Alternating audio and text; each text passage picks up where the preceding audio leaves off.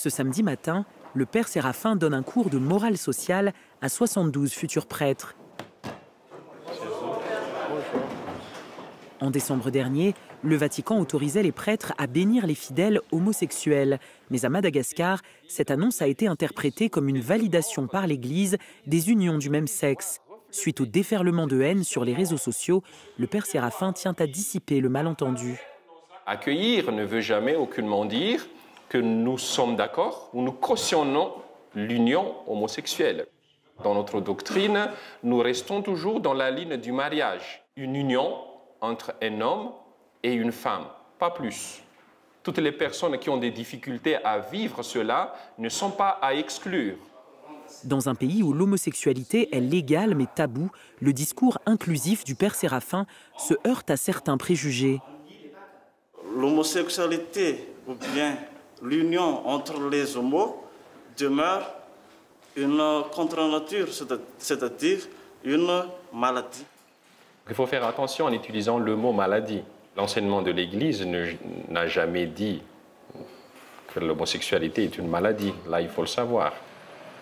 Nous avons échangé avec plusieurs homosexuels, médecins, enseignants, comptables. Certains sont bien intégrés dans la société malgache, vont à l'église, mais restent discrets sur leur orientation sexuelle, au risque de perdre leur travail et d'être rejetés par leurs proches. C'est le cas de ce jeune médecin qui cache sa bisexualité à sa famille et à ses patients. Je suis sûr que ça ne passerait pas auprès des personnes de savoir que le médecin il est comme ça. Ça pourrait aller jusqu'à l'extrémisme en mode j'enverrai jamais mes enfants là-bas, surtout pas mes petits garçons, machin. Ça pourrait aller jusque-là. Le trentenaire dénonce une société du paraître où les homosexuels se marient par obligation, car être célibataire et ne pas avoir d'enfants est mal vu par la société malgache. La société malgache est une société extrêmement hypocrite. Il y a des groupes carrément où on publie, les femmes publient anonymement, très régulièrement.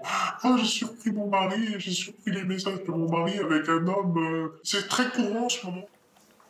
Seul refuge pour certains, les réseaux sociaux. Bénévoles, Delphine et Alexandre ont fondé il y a 2 ans le mouvement Diverses Unités qui lutte contre toutes les formes de discrimination. Ils animent des réunions anonymes et répondent aux messages sur la page Facebook SOS LGBT-phobie Madagascar. Entre décembre et janvier, ils ont été sollicités par une 50aine de personnes.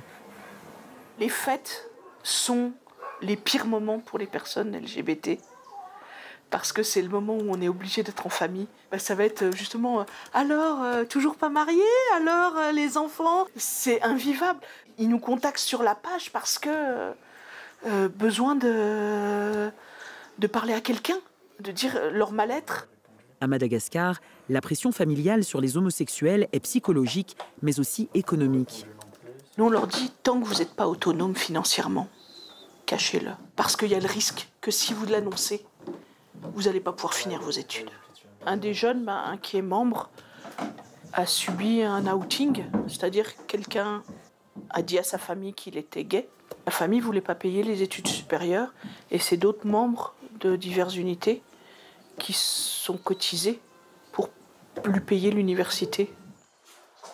Pour ne pas attirer les soupçons, cet enseignant en école privée surveille sa voix et sa démarche, même chez lui, devant les employés de maison. Les gens de maison aussi, ça part. Donc il faut aussi se maîtriser. Parce que lorsque ça va au marché, ils peuvent dire « Monsieur, il est vraiment, je sais pas, il n'est pas net.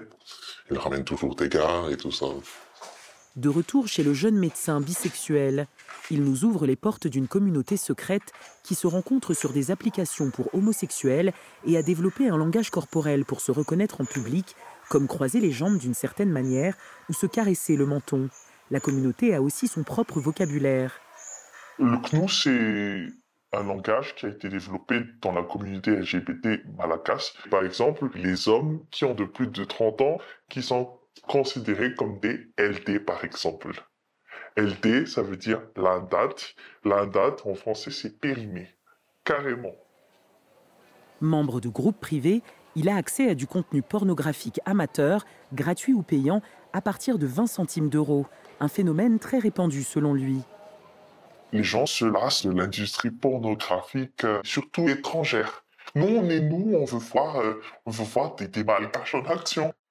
Bienvenue dans notre monde. Un monde hors de contrôle, avec son lot de dérives.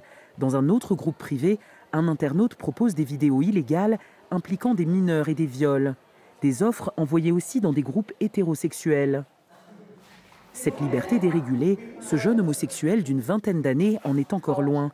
Ce samedi après-midi, il assiste à un cours d'autodéfense gratuit mis en place par le mouvement Diverses Unités. Mettez-vous face à face. On va prendre à gifler. OK. Mais pour oser s'assumer, les cours d'autodéfense ne suffiront pas. Avant d'espérer être accepté par sa famille, il doit d'abord trouver un emploi stable.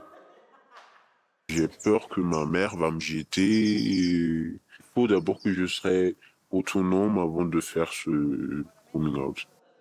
Grâce à des dons étrangers, le mouvement Diverses Unités prévoit de mettre en place des formations professionnelles. Mais pour l'heure, les seules options pour les plus précaires, quitter le pays ou vivre cachés.